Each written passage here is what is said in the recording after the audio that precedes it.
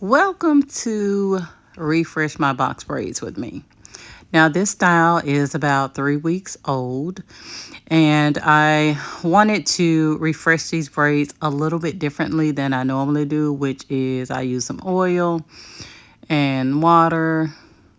But I ran upon this in Ulta, and I'll tell you about that in a minute. But this particular bottle of Refresh, it's rosemary, but it's water based. So I don't have to spray my hair with water first because water is already infused, and it's the rosemary's. And if I have to say anything complimentary about this bottle is the smell.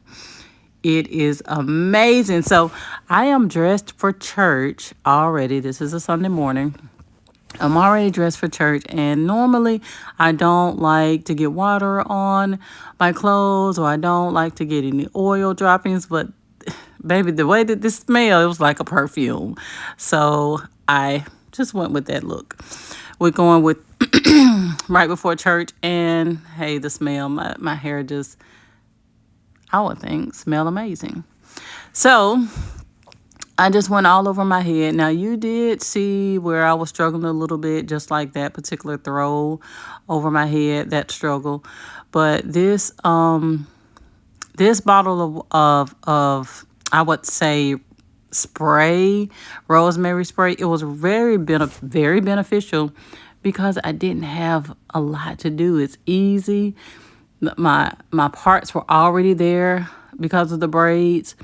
I didn't have to do too much. As you see now, I'm just going through, and it's about 2 minutes that I'm massaging my scalp. But the thing about this particular bottle in Ulta, I just happened to be in Ulta with my daughter, as I always am. And she was like, "Oh, Mama, this spray here, it was so good for my braids. I used it, and I was recommended, somebody recommended it to me that works at Ulta. So it's like, it works really well. It smells amazing." And she was like, it was really moisturizing for my hair and the braids. I was like, "For real?"